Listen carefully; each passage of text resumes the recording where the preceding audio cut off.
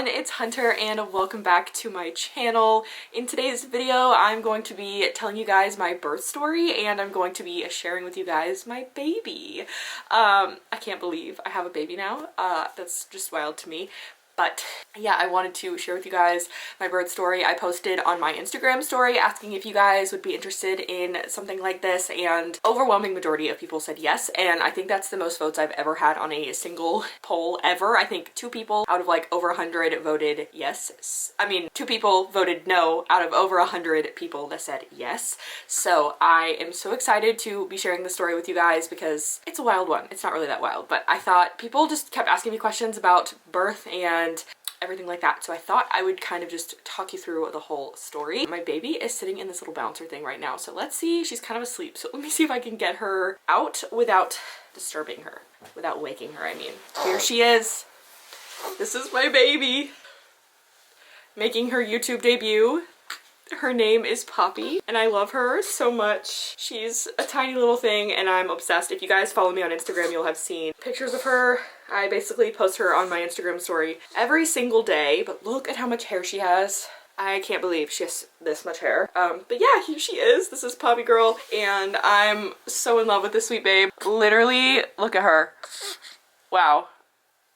Absolute love of my life. Hello, sweet girl. She's still sleeping. She did not wake up. Her feet are very cold. I'm gonna set her down now so that she can continue her sleeping. I would not put a blanket on her while she was sleeping if she was unsupervised, by the way, but I'm watching her, so. Now, let me just go ahead and get into the story. I'm gonna tell you her birth stats and things like that, and then I will get into like how everything started. So her name is Poppy. She was born on April 6th, 2023 at 9:07 p.m. and was 6 pounds, 7 ounces and was 18¼ inches long. So quite a small girl. And she was born at 37 weeks and 4 days gestation. So at the time of filming this video, she is 3 weeks and 4 days. 3 weeks and 4 days old. And I think that makes her like 25 days old. So she's almost a month old, which is crazy because I feel like time is absolutely flying. She eats every 3 hours, so I feel like that's probably why time is flying like it is. But we're in between feeds and naps and things. So she's in between naps and feedings. She ate an hour and a half ago, so she doesn't have to eat again until like right at 4, and it's currently just after 2:30. So okay, now let's get into the birth story. Okay, so first things first, we have to start at the very beginning. I was due on April 23rd, and after going to my 34-week appointment, and at that point in time, so all of my appointments were the Wednesday before I turned that week. So when I was 34 weeks, I was 33 weeks and 3 days. So every one of my appointments, so like my 38-week appointment, I was 37 weeks, and if that makes sense. So at my 34-week appointment, I talked to the doctor and he offered an elective induction, which just means that after you reach 39 weeks, you can choose to be induced because there are studies that show different things. He explained it to me.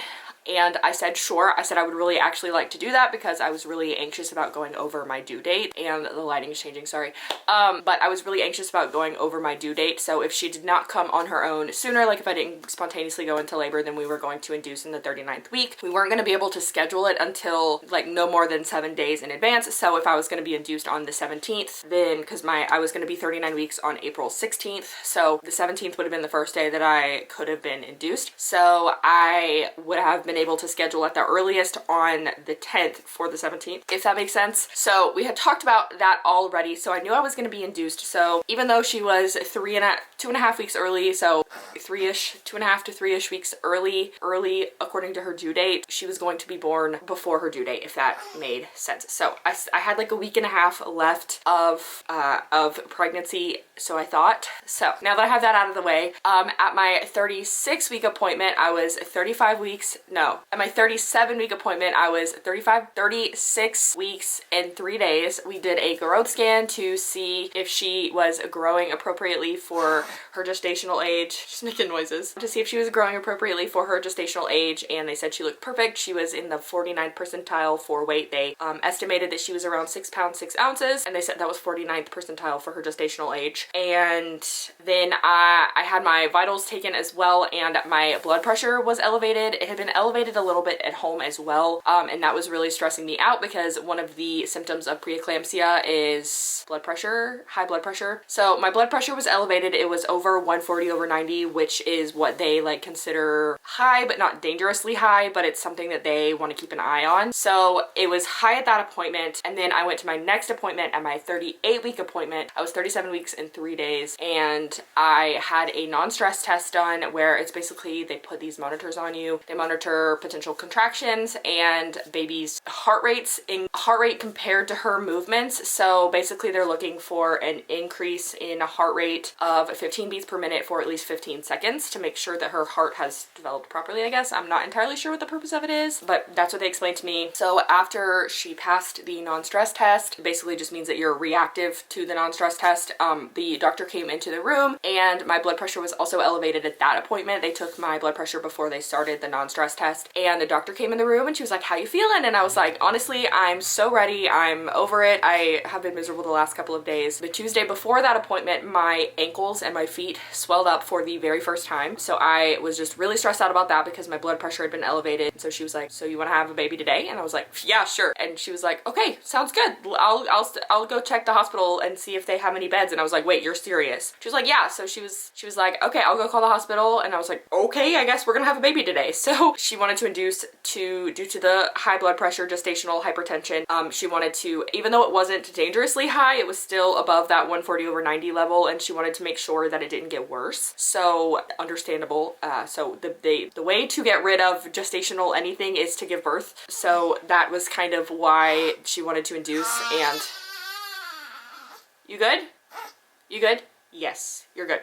I could have declined the induction, but I was just really stressed out and feeling super miserable about my blood pressure and just overall in general. My fingers were swelling up a lot. I hated that my ankles were swollen. So she was like, "Okay, go home and get your bags and go to the hospital." So came home, had some Chick-fil-A because it was gonna be the last meal I could have before I gave birth. And then I grabbed my bags, went to the hospital, called my husband. He was at work. My mom was here actually, so she was the one who took me to the hospital. We just rode together. I mean, she was at the appointment with me, so we came home, grabbed my bags, and we went to the hospital, and the admitting process literally took forever. This lady literally was taking so long. I was so hot, and my hands were swollen. I was just ready to get into a room. Finally, after about an hour, I got into a room at about 5 o'clock. Mason met me in the room literally 5 minutes after I got in there. Like, I went into the bathroom to go change into the hospital gown, and he was in the room before I came out of the bathroom. So I got settled in my room. They were a little busy. The nurses were a little busy, but because my situation was not like emergent, they were taking their time, which was fine because I knew we had time. Again, my situation wasn't urgent. We hadn't actually started to do anything yet, so I wasn't super concerned.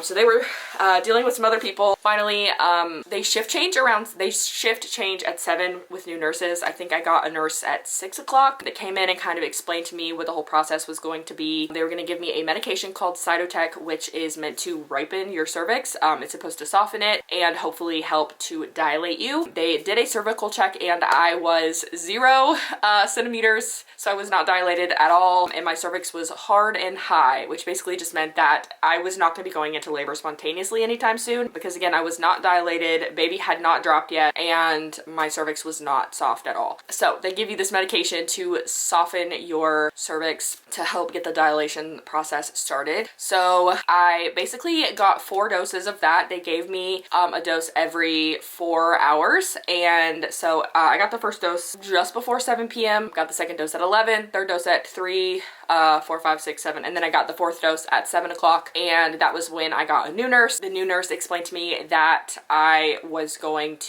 were going to see how that dose progressed, because I would get a new dose at around 11 o'clock in the morning. So they wanted to see how it was progressing. So they said that they would do another cervical check at around 11 before to see if they needed to give me another dose. So they didn't check me, but the doctor decided to come in and say hi to me and just tell me he was on call. So if I was to go into labor before the end of the day, then he would be the one to do the delivery and kind of just like explain the whole process to me again. And he checked me, and I think I was maybe like a 2 I was at a 2. I was at a 2 at this point. And he came in around 10 a.m. and said he'd be back in an hour, and they decided, no, scratch that. that. The nurse checked me, I was 2 centimeters, and then the doctor came in, did his whole spiel, and was like, I think we want to do a Foley bulb, which I'm not entirely sure how that works, but they were gonna do it. They came in to do it, and they got everything ready for it, and then the doctor decided to check me just to make sure, and I was at a 3, and it had only been about an hour and a half since half hour since the nurse checked me. So I dilated a centimeter in half an hour. So they were like, actually, we feel like you're progressing pretty good. We're gonna stop the cytotech. We're not gonna do the Foley bulb, and we're gonna hook you up to some Pitocin, which is the artificial hormone for oxytocin, which is what causes your body to contract and what causes your cervix to dilate. So I started the Pitocin, and then shortly after that, maybe like half an hour later, my water broke, which was really awesome. It was like 10:30 in the morning. My water broke on its own. I was worried that they were gonna have to break my water. And then after that, my contractions started immediately. Up until this point with the cytotech, I was really just having some period-like cramps. They were not more intense than period cramps, so I actually don't think maybe I'd taken some Tylenol. I think I'd taken some Tylenol at this point, but I really wasn't in a ton of pain, so I hadn't gotten the epidural yet. They told me I could get the epidural whenever I wanted it, so I could get it literally before they started the cytotech, but I knew that once I got the epidural, I wasn't going to be able to get out of the bed. So I was going to wait until I actually started having contractions rather than just cramps. But my contractions literally started immediately. They were so painful, so I got up and I went to the bathroom by myself for the last time, and I brushed my teeth, put in my contacts, and kind of just got myself like feeling like a human because I had not done any of that yet. And that was because I had an IV attached to me. I still actually have a scar from, you can't see it, but I have a scar in my wrist from where they put the line in me for the IV. They ran fluids all night, so I literally had to pee all night long. But I was attached to an IV, and then I had the monitors attached to me, and I also had a blood pressure cuff on because they were checking my blood pressure once an hour. So because I was induced for gestational hypertension, so they were checking my blood pressure every hour, and well, it was on an automated thing, so they could do it while I was sleeping. But I did not sleep at all like the night before because there were just people coming in, the monitors kept moving, I had to pee. It was a whole mess. So I went to the bathroom by myself for the last time and did all those things because I was attached to all the things. It was annoying to get up, so I didn't want to go unless I absolutely had to. So again, got myself kind of ready, contacts, brushed my teeth for the last time, and then I told the nurse that I was ready to get an epidural because of the contractions that I was having. When I first got there, they told me that if I wanted an epidural, then I needed to be prepared for it to take upwards of an hour in order to feel relief because it might take that long for the anesthesiologist to get to me depending on where they were in their own process with other patients. But they were in the room in like 10 minutes, and the most painful part of getting the epidural, in my opinion, was getting the numbing agent. They give you a shot of a numbing agent so that you don't feel the needle that they use to put the catheter for the epidural into your back. So the most painful part was getting the numbing agent, and honestly, it was just incredibly unexpected. He was like, it's gonna feel like a bee sting, and I was like, you mean like the whole hive? Because it was literally so painful. It hurt so bad, but it was just so unexpected for it to hurt. But because it was a numbing agent, the stinging went away almost immediately. And then shortly after that, they finished up the epidural and my toes started tingling, so I definitely could feel that it was working, but I could still move my legs, which was really awesome. Like, I could still move. I was not completely numb. It's kind of like when your legs fall asleep and they're like halfway numb, but they're not fully numb. That's kind of what it felt like, except I didn't feel like any like pins and needles or tingling or anything, except for in my feet. But after I got the epidural, it made me incredibly sleepy. So I went to sleep. They were like, did you feel that contraction? Because they were watching it on the monitor, and I was like, no, I felt nothing. But I could, like I said, still move my legs, which was nice. So I fell asleep, and it was just a waiting game at this point. I think I was at about a 6 when my water broke. So I progressed very quickly on the Pitocin. They did take me off the Pitocin because it was messing with her heart rate, and they also gave me a catheter in my bladder, so that was fun. But I did not feel them inserting it at all because the epidural, which was very nice. And then a little bit later, they did shift change again. I was progressing quickly enough. I don't know what time it was at this point, but I know that it was like right before the shift change. The nurse that I'd had all day told me that I was at 9 centimeters dilated, and you start pushing at 10. However, she was still very high, and they wanted to lower her more into the birth canal before I pushed, because they were like, you're gonna be pushing for a long time and it's gonna be pretty strenuous if she's still super high. So they used a peanut ball, I'll post a picture of it here, and they had me lay on my side with it between my knees to try to open up my hips and my cervix to get her to move down. So I did it on one side for an hour, and then it was a shift change. So then I turned over to the other side, and I think I was like that for maybe like 30 to 45 minutes. I was supposed to be there for an hour. She said, let me know when you feel pressure and consistently, and I will come back and check you. So I told her, I texted her, they have this like cool texting system. So I was able to text her. I said, I'm feeling some pressure. She asked if it was consistent. I was like, I mean, I guess it's not like continuous, like there's a break from it, but it's pretty continuous. So I decided to, and I knew that they were contractions. So I could feel them at this point because they were that strong, and it was actually kind of painful. It was not painful to the point of like, I felt like I was dying, but I definitely could feel some pain, which was kind of crazy because I can't imagine doing that without an epidural. If you give birth with no epidural, you're a rock star, because I don't know how people do it.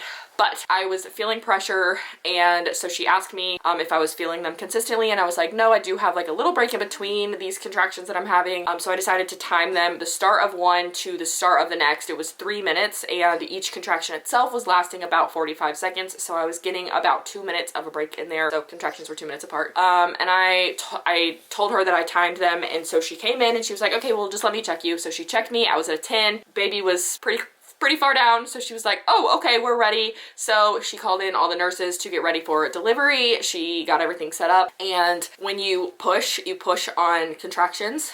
If you don't know, well, you're supposed to push on contractions, I guess. So I pushed 3 times for 10 seconds per contraction. So I pushed for the first contraction 3 times. I pushed for the second time on a second contraction for the 3. And then after that, she was like, okay, let's call the doctor in. And I was like, wait, already? Because apparently the doctor just comes in to catch. They don't come in for the whole pushing process. The nurse kind of does most of it. So called the doctor in, and honestly, that was like the longest, like, I don't even know how long it lasted, but it felt like the longest few minutes of my life waiting for the doctor to come in and them to get everything ready for him to come in. And then there was the 3rd contraction, and she came out on the 3rd push of the 3rd contraction. So 9 total pushes, and I think the whole process maybe lasted about 10 minutes. But she was born at 9:07 p.m. and that was the end of it. I know a lot of people, when they push, they like push the head out, and then they have to push the shoulders and like the rest of the body out with the second push, but she came out all in one push, which was very good because I was there, like that last push, I was seeing stars. And I thought that I would like scream or something because I heard someone screaming that didn't have an epidural when I first got to the hospital, and it kind of freaked me out a little bit, but it didn't freak me out as much as I think it should have, or like as much as my mom thought it would, but it's because I assumed that she didn't have an epidural and I knew I was getting one. But I was feeling good. At this point, the doctor said I had a 2nd-degree tear, which makes sense for how quickly she came, and he stitched me up, and I did feel a little bit of like tugging at that point. So I just hit the epidural button. They told me I could hit the epidural button every 15 minutes if I wanted to, if I was feeling more pain, but I could have the epidural for as long as I needed to. Shortly after that, we did our hour of skin to skin, and then they wiped her off, gave her a hat. Actually, she had the hat on for skin to skin, but wiped her off, gave her back to me. We did our hour of skin to skin. Mason's parents came in and met her after the hour was up. We tried to latch for breastfeeding. She was a champ with that, but I had no milk at this point, so that obviously was not feeding her, but it was still an experience. I think that I was very much in shock because, one, I was not expecting to have a baby as soon as I did. I was not expecting labor to be as easy and quick as it was because I'd heard horror stories about being induced and about births on Pitocin, but I guess I didn't have Pitocin for a majority of labor, so that may be why it was a little bit smoother of a process than I was expecting it to be. But overall, it was not bad. And then about an hour after that, they took out my epidural and transferred us to the mom and baby unit, where we got a new nurse, and we stayed in the hospital for that night. We stayed the whole day, and then we stayed another night and were discharged. So she was born on Thursday. We were discharged on Saturday. And we went home, and now I have my precious little baby. Anyway, that is the whole birth story. I've been chatting for like ever. She's trying to talk to us. It's 3 o'clock. I need to eat something. But if you guys have any questions about postpartum, about recovery, about the birth, and even if I didn't talk about something, or if you have questions about her and how she's doing, how I'm doing, I'd be happy to answer any of them if you leave them in the comments down below. I may film a video depending on how many questions I get. Otherwise, I'll just answer them in the comments. Or you can DM me on Instagram and ask me a question if you have one, and you don't want it to be a public question. Oh, sweet girl with her big yawn. Do you see that? Anyway, that's all I have. I'll see you guys in my next video. Bye.